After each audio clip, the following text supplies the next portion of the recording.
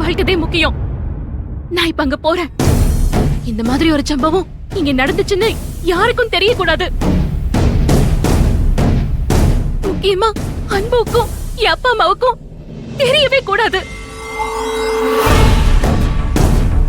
ஒருவேளை நான் வரலன்னா எதையாவது சொல்லி சமாளிச்சு என் அக்காவோட கல்யாணத்தை நடத்த வேண்டியது உங்க பொறுப்பு.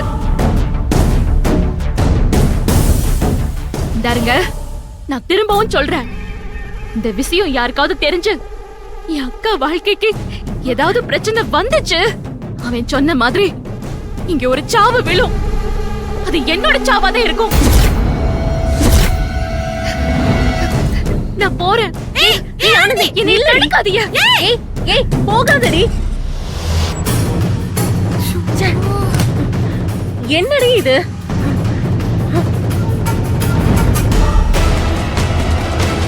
ஏய் கோட்டசாமி, அண்ணே கார் எடுத்துட்டு போடா. சரிண்ணே.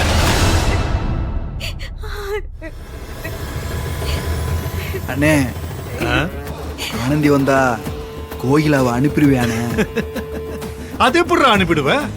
அவ இங்க வரதுக்காக தானே அப்படி சொன்ன. இன்னைக்கு நம்ம 2 பேருக்கும் கல்யாணம். தேங்க்ஸ்ண்ணே.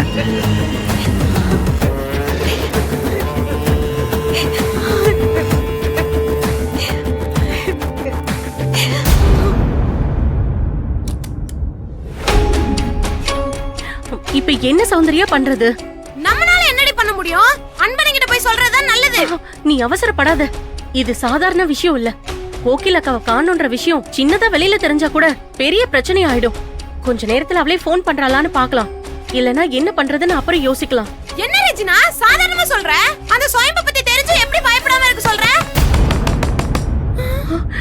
யாரடி இந்த நேரத்துல? என்ன கேட்டா? ஆனந்தி, ஆனந்தியோட அம்மாடி. ஆனந்தி. ரெஜினா இப்ப என்ன பண்றது?